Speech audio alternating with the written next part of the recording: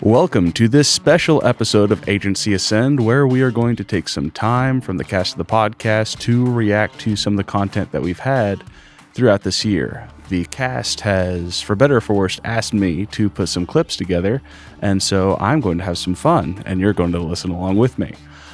Cast, how are we doing today? Good. I want to know who actually asked for this. I just sat. So, not you. Okay, not obviously you. Not me. I feel like I'm on a Nickelodeon episode. I don't know why. Like I'm about to get slimed. Yeah. Yes. And it wasn't you, Chris. It's all you. It's definitely it's not all you. videos of you. It was not me. Oh. and I think Jessica's the one that she was the mastermind behind this. Definitely not. Paddington takes the cake on that. Oh. Well, today's format is going to be a bit different. I have some clips up here for you guys to watch on the big screen, and the audience will be able to watch along as we go through. And then when it's over, you guys, however you want to react, if you have some comments, some commentary, some additional thoughts that weren't mentioned before. Some of these are silly, some of these are insightful, and some of these you might just wonder what on earth I was thinking, and I'll explain if I have to. All right. That's easy enough because, again, customers are just wondering what in the world's going on. Mm-hmm. And one of the things I tell other insurance agents is, in fact, I belong to a networking group, and I visited one of the other chapters, and I said, hey, if any of you have ever called your insurance agent and asked them, why did my rates go up? And they replied back, because there was a general rate increase in the area, I'm going to steal that customer.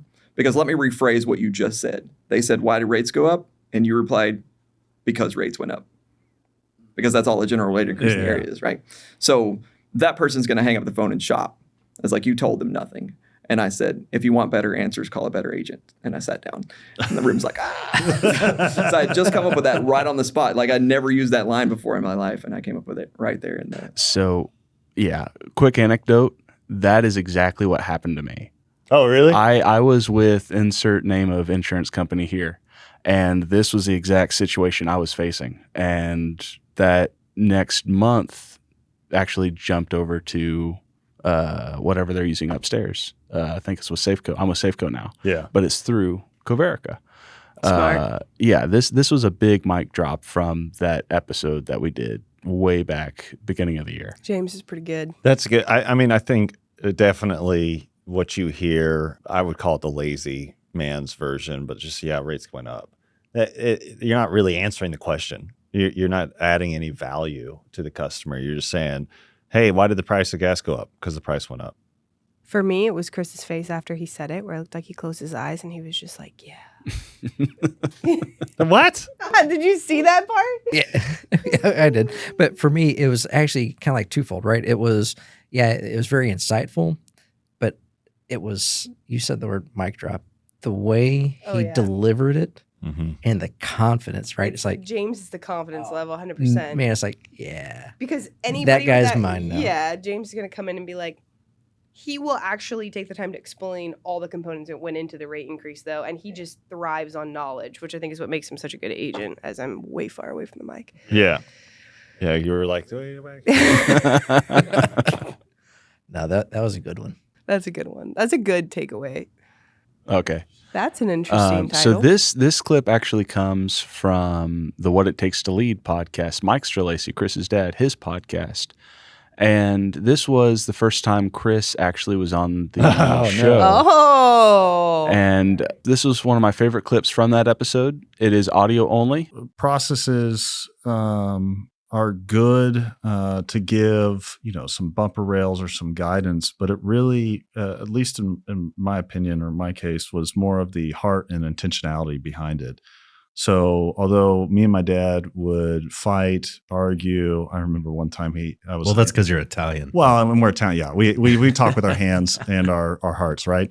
But I remember my favorite memory was on a Saturday. We had a car show going on. It was 100 degrees. The air conditioning wasn't working in the building. We're reorganizing the entire upstairs, having all the raised stand desk brought in, monitor set up, and it is chaos, right? And it's me and Rhonda sitting up there. Mike comes in on Saturday and he's mad because there's nobody. Who else is coming in to help, right? Who's saying, hey, here I am, send me. I'll volunteer for this other than Rhonda and I. And so he's getting all upset and worked up. So he's hollering at me. And at the end of it, he says, dang it, I'm just trying to tell you I love you. And it was just the best. I mean, and so why I bring that up is, you look at processes and all these other things, but I know at the bottom of my heart that my dad's in my corner and that he wants me to be successful and to succeed. And so knowing that, I can take, if the Italianness, if you will, I can take that barrage because I know he's doing it the best way he knows how, giving me the information the best way he can. And at the end of the day, he's going to love me through it. And, so that gives me confidence to tackle a lot of situations. Sounds like an abuse relationship. No, man, but it's true. Are you So kidding? cool. I love what you said. We talk with our hearts and our hands, Yeah. Wow. right? I mean, and that just says so much about the way you approach things. Yeah. Right? It's very overt, very, very big, but it comes from the heart, Yeah. right? That says it all. That absolutely says it all. I still remember that. It sounds like a pretty core memory experience. Oh yeah. Well, it was part hilarious, part exhausting. Upstairs, literally all the computers, all the sit-stand desks that they have right now, the whole office was being set up for that. And I was at the time working as the what was it? I was the interim IT director and wasn't getting paid for it. And Family business. family business, you don't. Yeah. You're like, you're going to work every chance you get. My dad was mad because it was me and Rhonda only on a Saturday, and I got a car show running downstairs. This is while I was doing the daytime car Jeez. shows. There was no AC in the building. Everything, it was just horrific. And some of the contractors weren't showing up. And so I, being myself, jump in and start wiring the desks myself because I know how to run Ethernet cables. It's not the end of the world. He's just like, what are you doing? But it was good. It was good. That's awesome. That is hilarious. You used that clip. Wow. That's a heartwarming one. That was good. What stinks was video wasn't available for that episode. Oh, really? And it was like, yeah. I don't like myself on video. Stay tuned. Yeah. What are you trying to say? I just figured it's going to occur on here. All right. This was a clip from Chad while we were still upstairs. Today being a hard market, would you consider it a good time to sell or even potentially acquire? So if we're talking to our existing agents out there, is right now a time for them to look at acquisition? That's the $1 million question. My personal sense is it's a great opportunity if you can do it to buy. I personally like the whole idea of building long term. I'm not a private equity guy that's looking to restart. I'm more of the build and hold mentality. At the same time, I respect that entrepreneurial spirit that I've seen guys just scale hundreds of companies, and that's where they get excited. So if you can pair up with one of those guys, that's always fun. But yeah, I would say it's a great time to look for acquisitions more so right now. All right. What a topic. Yeah, very timely. So, quick question, Mr. Isaac. Why now? Why this particular clip? Because So this one was done beginning of 2025. I want to know if it's still a good time, and I want to know if looking back, you have any different opinions than what you shared beginning of the year. I will say, just really quick looking at that, you ever watch a series that has multiple different seasons? And like you watch the whole thing, and then you go back and you watch the beginning ones again, and you're like, they're babies. This was the beginning. I just watched that like upstairs with a whole different cast and crew with Chris with different hair, and I was like, wow. Different hair. Season my one. opinion. Look how bald I was. I mean, by the way, this is brought to you by Hims. If you want to know minoxidil, finasteride, it's a great. No, it's I'm a just great kidding. product. No, going back to topic. Okay. Yeah, I would say 2025. We were still in the hard market, so You now can see the hesitation. You're like, ooh, if you have the right tools, basically. yeah, it's always a changed a good lot. opportunity to acquire the right business. I would say now Snaps for that. snaps for that. I don't know what to do with that. At the same time, now is a great time because the markets are opening back up. Where if you're going to be a little loose with it, yeah, you're all right. I think the difference is right now is a better time to sell. Well, yeah, you got people willing to buy. 25 was a much better time to buy because the people wanting to get out, they had a reason to get out. I mean, that's more the Warren Buffett model: buy when everybody else is exiting, and exit when everybody else is buying. Yeah, I mean, that's a great point because a lot of people couldn't grow organically as well last year because of the capacity issues. So if they wanted to sell, they probably needed to sell. It was a good time to acquire and get some organic growth. And now as things open back up, it's a better time to sell that book that you grew Or you lie last like year. our competitors and say that we can't get direct contracts, which is hilarious. But All right, fair I'm not enough. going to name we can get anybody. direct contracts. No, so But all right, so one ground rule for the rest of this one: we're not going to disparage our competitors or PE. Yeah, okay, that's fair. I look, there's some good PE out there. There is. I don't like my great. competitors, but I like. No, I'm just kidding. Explain PE for those that don't know the acronyms real quick. Private equity. Private equity, So- gotcha. I was going to try to So- come up with some like. Physical education.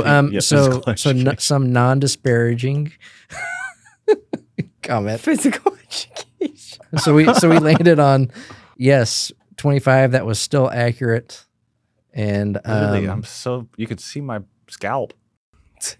all right. So does Hims really work? I mean, I don't need Compare I this got to plenty. that. Yeah, How does it do for beard growth? I don't know. I keep cutting it. Oh, okay. Up next is actually something you guys were talking about in a previous episode when it came to exit strategies and succession. I think for us, one of the things that we should do more of is actually helping our agency owners understand what their exit looks like when the day comes that they have to sell the book. Because I think that's the wake-up call that a lot of our small agency owners are coming to realize is that I've built this, I'm used to this, I've had it for 30 years, I'm ready to retire. This is my income. I'm going to sell it for a 2 to 3 multiple. So that really means I have 2 to 3 years worth of retirement. So if we can start translating that for some of these small mid-size agency owners, if we can start getting them to see that, all right, done properly, these agencies could be great vehicles for retirement or transition, right? But it's going to look different than whatever their current lifestyle is. And without that type of planning and ramp, that's when they could end up being stuck. Yeah, Wow. that's good. Snaps for that one too. Oh, thank you. That was like, see, that felt so much more season 2-ish than the other Oh one. my god! Does it not? Tell me it doesn't. Like, All right. that was beautiful. So, great. so first, that's a The color was better. That's a snaps to our wonderful producer, Yeah. Mr. Sir Isaac. Yes, Great snap, job snap. on the podcast studio. yeah. And our team. It's not just me. Yeah. Better and- color blue. Yeah. But and two also, when we talk about this entire process, so when we actually first started this, just the whole idea of, all right, we have to present ourselves on camera Mhm. to an audience that we don't see or can't interact with and come across as entertaining. It's actually kind of daunting, right? Yeah, But now fast forward 12, yeah, we don't care. 15 anymore. months. I was- Yeah. Yeah, it's like now it's fun. It's fun. It is Yeah. fun. Oh, my Yeah. babies are growing up.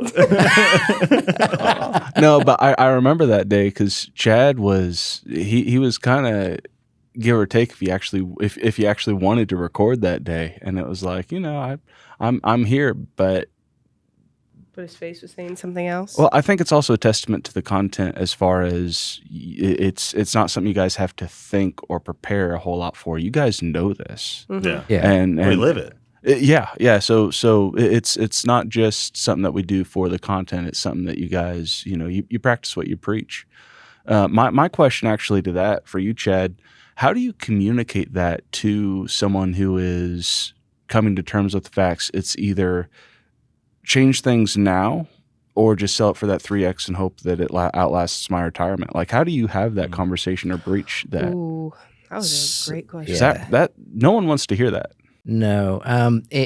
To answer that, we actually have to go back just a little bit and think about the relationship. You have to have a solid relationship with the people you're having those conversations with. We have a member right now that we're working with that's on the fence about what they want to do.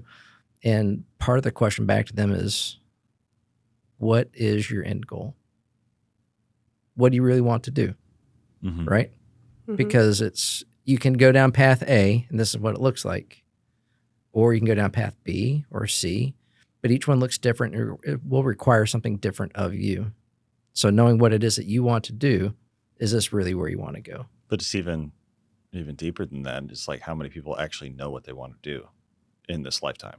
And so it's you're going at every stage in our life, we're constantly having to answer that question. Yeah. And it's helping them stay focused, because I Right. think lots of times a lot of our agency owners, they're entrepreneurs, Mhm. right? So they get sidetracked easily by what's next, by what's shiny, what's Absolutely. whatever, right? So part of that, it's when we look at who we are as an organization and how we operate, right? With everybody's best interest. Part of that is actually helping them stay focused on what it is that they want long term, right? And sometimes that is an exit. Yeah. So let's make sure that we do it in the right way that gets them set up for what it is that's going to be most beneficial for them long term. Absolutely. Mm-hmm. Another great chatism. All right, so this is from our most recent episode with David Allen. I got a few. He had a lot of good content. You make the commitment, you get in there and you get it done, right? So that niche market, right? It's like for me, I love manufacturing. I could go dominate that area, but it's because I have industry background, knowledge, and that's something that you just do it. So you're spot on, right? You can't just dabble. You got to, like me, I got a chunky dunk in there. I'm not going to. Wait, what did you just say? Chunky. I'm a big guy. I'm the chunky dunk. Oh man, I've never heard that. So Chad, Yeah. You did throw it in there. Wow. We were just talking about I that. really was finally ready to get serious. I was hoping that we were going to skate through without me having to. Oh my gosh. gosh. We That's a literally, I chunky had dunk. forgot, and then they brought it up right before this recording, and I was laughing about it again. well, explain. She's got a So, chunky dunk. Explain if chunky I- dunking. if I go to Urban Dictionary and type in chunky dunking, what is Please supposed tell me to if be it's there? in there. Um, Maybe not on camera, but what does it say? It will be after this. Ideally, I would highly recommend you do not Google, because I have not done it, but I have no idea what's going to show up.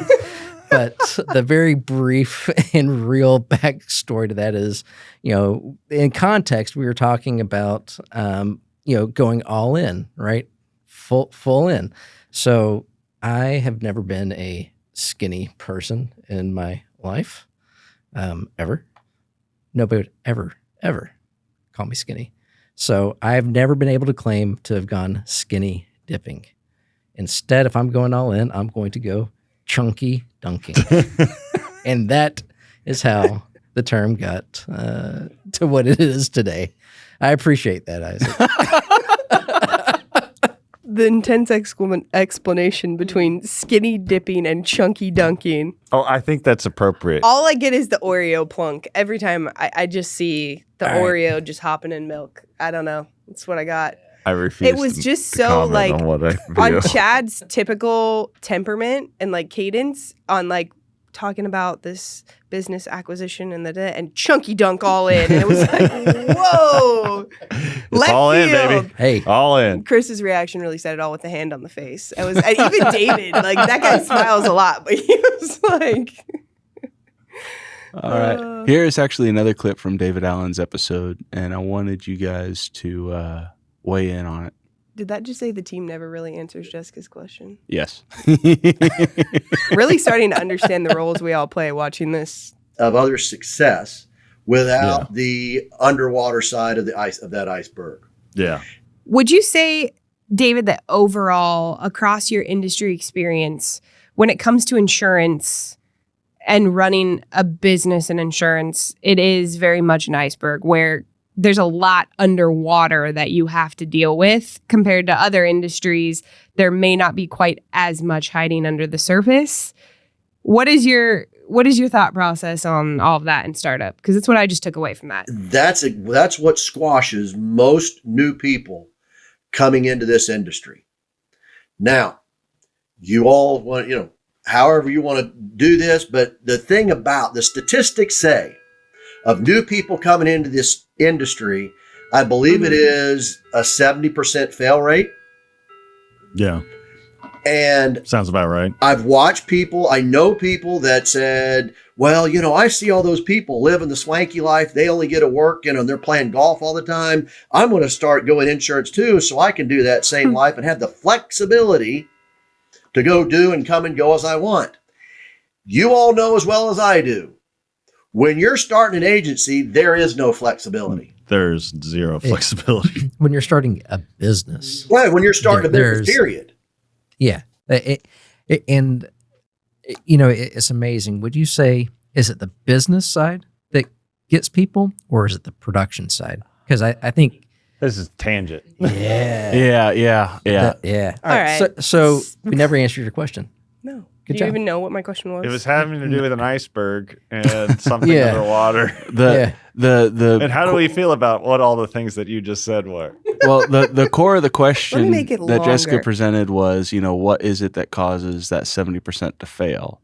And David weighs in, but he kind of just goes with his own answer. But you guys were really focused in on the production side and the sales side. I just got to say really quick, I was a journalism major in college for a semester, and I figured out Leading the witness? I got in there and I was so excited about being a journalism major. I was like, all of my writing dreams have come true. And I got in there and they were talking about how the entire premise of journalism is condensing down the words that you use. And I was like, crap.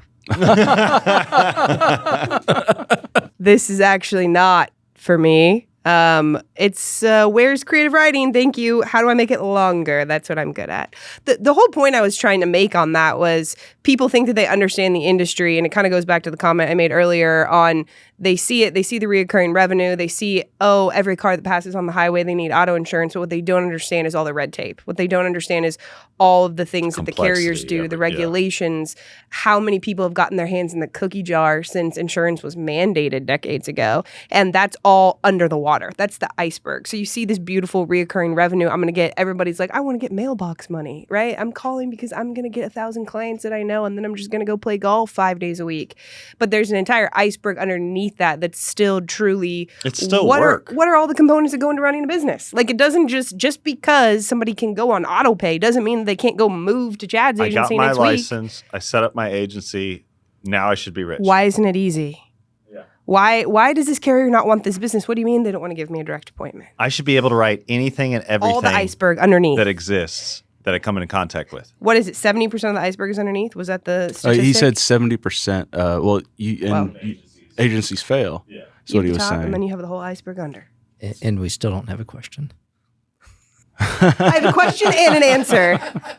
Well, what's missing? Why else do they fail? Is it just the red tape and the expectations? Yeah, I think it is.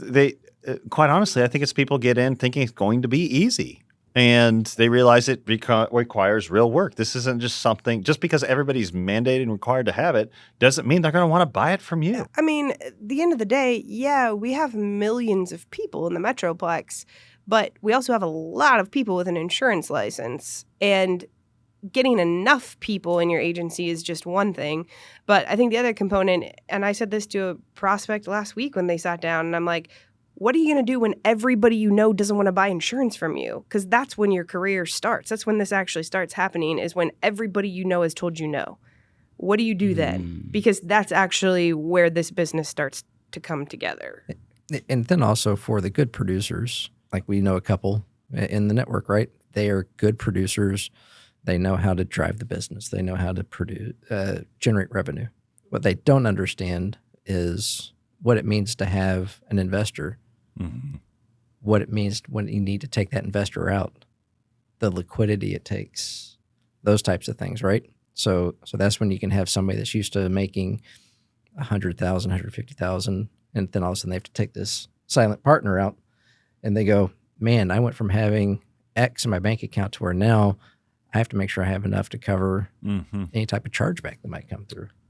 Business operations in general, right? Like, I think people look at it as I can go be a producer, where they don't essentially have the responsibility of a business, because a business takes cash flow. It takes capital to run. There's liability. There's investments. There's things that are shifting and changing all the time. It's not just I sold a policy, I take that commission and do what I want with it. And I think a lot of people want to do this as a side hustle because they look at it as an adjacent opportunity to something else they're doing, and it's not. And I think we have a lot of people that want to be business owners, but really they want to be producers. They don't want the responsibility of being a business owner. That doesn't drive them. It's money that drives them. The money's great, but at the same time, you're in an industry that is relationship heavy and ideally value centric. If I am not doing what's in the best interest of the customers, then I'm going to fall in the stereotypical insurance agent or car salesman type deal. Yeah. Be like, this guy's just here to rip me off. Well, Yeah. essentially you are. Unless you do care about your customers, you care about your clients, and you got to lead yourself more to the concierge type approach of saying, hey, I'm not for everybody, but I am for a few, and you're one of those few. So how can I help you? Have you guys seen that bit of the girl that went on Shark Tank and like sold the whole idea of like cutting out an agent and going direct because agents just take commission? No, but I've seen several commercials on social media saying There's a lot of that. And it's like, Yeah. oh, they're just 80% of the commission goes to the agent. Yeah, that like crap. of the premium. And there's a lot of like negative narrative out there about what agents do. Because I think that there are people that operate that way versus being a trusted advisor. And I would never write with any of those companies Yeah. because in the event of a claim, I'm not getting crap covered. Exactly. Right. And that's the whole thing. Let's see what happens when you have a claim. Yep. Right. My dad used to say, it's like, if you want the cheapest insurance, I'll write you a policy for $1. He says, here's a piece of paper, write $1 on it. There you go. He goes, but that doesn't cover anything. No, you said you wanted cheap. Here's your cheap coverage. If you want value, if you want coverage, now we're starting to talk, what does that look like? Yeah, no, that's true. So that's it for this episode of Agency Ascend. We hope that you've enjoyed it. If you have any questions, you can reach out to us using the links in the show notes below. And with that, we will see you next time.